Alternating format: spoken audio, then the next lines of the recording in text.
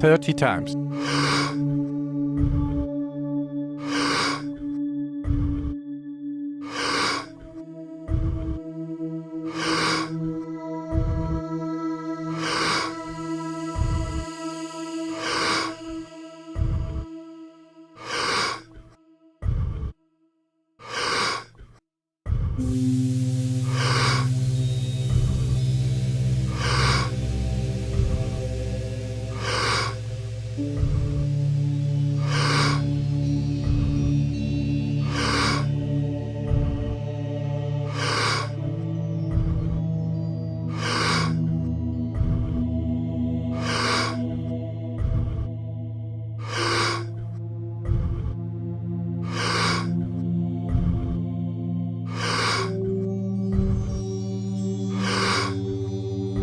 Ten times more.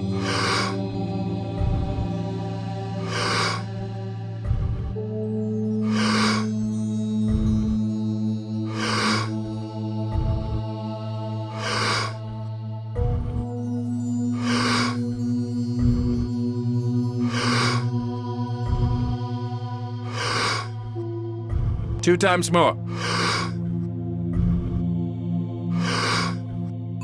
Letting go and stop. People always ask me, like, how do I create, the person of my dreams that I want in my life? And I always say, take out a piece of paper, write down everything you want in that person, and then become it. That's it. Because so many people have so many interesting definitions about what they think love is, right? And so some people have it in terms of need. Some people have it in terms of sexuality. Some people have it in terms of control and dominance and success. And so those are different experiences that really don't lead to this concept called love. And so my theory in a relationship, I was in Australia for 3 weeks, and I was doing this big book tour. And I was on all these television shows and all these radio shows, and I wanted to talk about, the science of changing your mind, neuroplasticity, epigenetics. And every television show, they were asking me about soulmates, how do you create your... I was just so tired. By the end of this tour, I was at the Establishment Hotel in Sydney, and I was sitting with a CNN reporter, and an attractive woman, and she said, how come I can't create the relationship that I want? And I was so over it. I just looked at her and I said, let me ask you a question. Would you go out with you? Which is really the fundamental question. So I have a couple theories about relationships that I think are really important, and I use the same exact principles with my life. First of all, I will never work in a relationship, and I don't think anybody should work in a relationship. I think if you're working in a relationship, something is not clicking, something is not right. But if you bring your best, and the person that you're with brings their best, and you celebrate your life together, then there's constructive interference, there's growth, there's energy.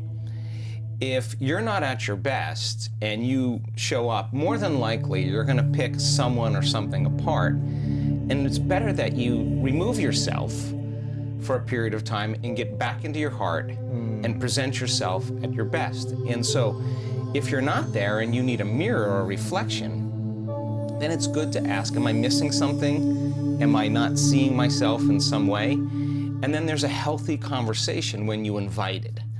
But if you're not invited to contribute your opinion, then it's better off that you don't, right? So people always say, I want a loving relationship, but what they really want is happiness, really.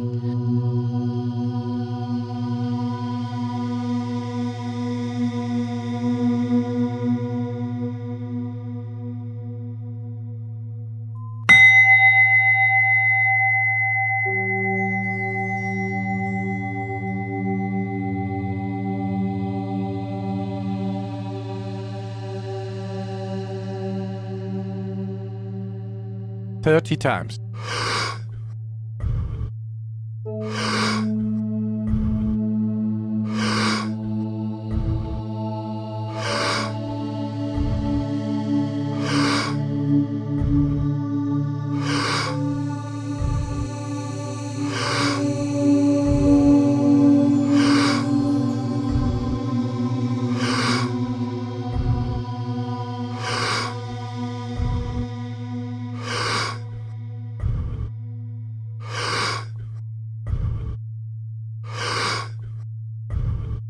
Ten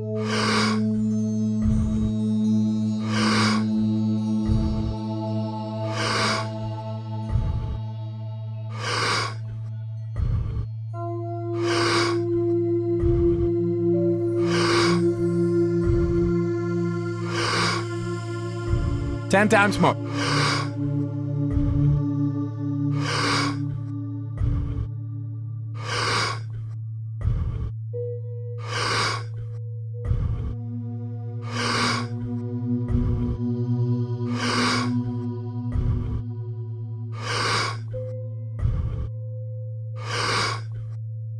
Two times more. Letting go and stop. So we do these meditations to create love in our lives, and it could be love in familial relationships with your siblings, it could be with your parents, it could be with your friends, or it could be with a significant other. And so if thoughts are the electrical charge in the quantum field, and feelings are the magnetic charge in the quantum field, and how you think and how you feel broadcasts an electromagnetic signature that influences every single atom in your life. The thought sends a signal out, and the feeling is the magnetic field that draws the event back to you. Right. So if you're not in a place where you're in love with life, or in love with yourself, or practicing diminishing your emotional reactions to certain people or conditions in your life, and you're living in anger or hostility or judgment or fear, and you want a loving relationship, there is no magnetic field for you to draw that to you. And in fact, if you say to me, well, it's that person or that circumstance that's caused me to feel this way, then I would say, you mean that person or that circumstance is controlling the way you feel and the way you think. And anything that controls the way we feel and the way we think, we are victims to, right? So most people are unconsciously responding to the conditions in their environment, experiencing emotions that are derived from the hormones of stress. Those emotions cause us to feel separate from our dreams. They heighten our senses, so if we can't see them, it doesn't exist. The threat or the danger puts us in emergency mode, and we can think positively about the relationship we want. We could send the signal out into the field. We could have pictures. We could remind ourselves of what it is. But if you're not drawing the experience back to you, because your response to the environment is actually weakening your organism, it's weakening your response, is actually weakening the body, then you will be, as a victim, more vulnerable to the conditions in your environment, whether they're large or small. And I'm talking about microorganisms as well. So if you wanted a true relationship where it was fundamentally based on this concept called love, now let's talk about that, because we practice this a lot in the work that we do.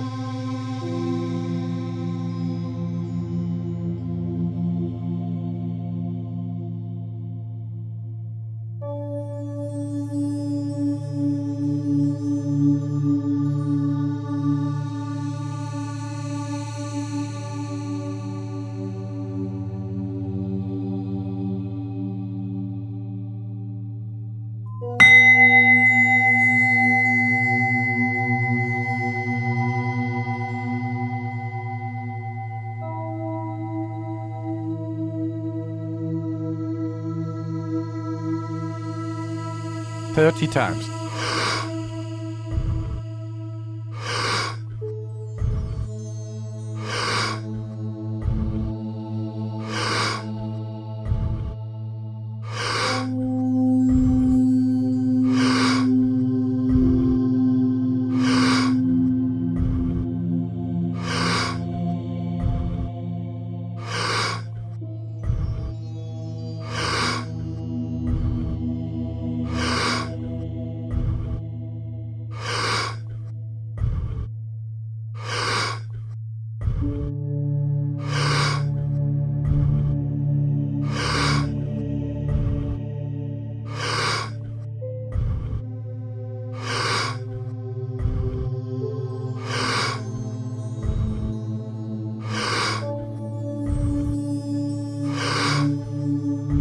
10 times more.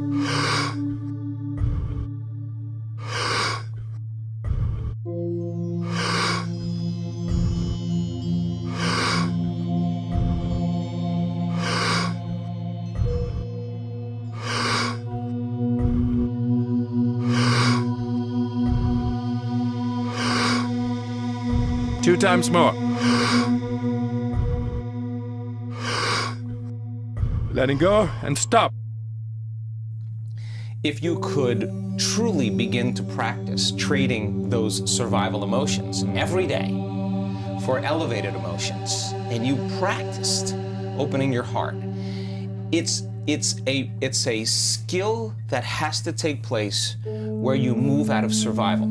So people say, well, I can't open my heart. I can't feel love. And I say, well, what do you practice feeling? Because whatever you practice feeling, you're feeling most of the time. And that feeling could be guilt, but you're so used to it, you wouldn't even know it's guilt. It just feels like you. Are most people practicing a feeling, or are they just reacting to how they feel? Well, they're reacting to their external environment. What's happening? Or they're reacting to some stray thought in their mind, and every thought produces a chemical. So if they have an unhappy thought, they feel unhappy. If they have a judgmental thought, it produces chemicals that makes you feel polarized, right? So how much does one thought change your chemical body? Oh, that's an interesting question. So let's just, we'll put this on hold Okay, here. yes. So the stronger the emotions that we feel from the problems and conditions in our life, the more altered we feel inside of us, the more we pay attention to what's causing it outside of us. So if you have an event in your life, an experience in your life that has a strong emotional charge to it, and you don't feel like your normal self, you feel this alarm system switch on. You're going to narrow your focus on the cause, and the brain's going to take a snapshot, and that's called a long-term memory, right? So then what people don't know is that every time they think about that event, they're producing the same chemistry in their brain and body as if the event was occurring. And In that moment. In that moment. So the highly charged event is actually producing the emotion, and the body is so objective that it doesn't know the difference between the real experience that's creating the emotion and the emotion that the person is fabricating by thought alone. The body's believing. It's so objective, it's believing it's in the same environmental experience. So the highly charged emotional events, some people think of their ex, and the thought of that person Makes them sick. makes them feel out of balance. So, And one image, one thought in their mind makes them feel out of balance. so all you need is an image and an emotion, a thought and a feeling, a stimulus and a response, and you're conditioning your body emotionally into the past. So now, the memories, and this is just not in the brain now, it's in the body, okay? So now,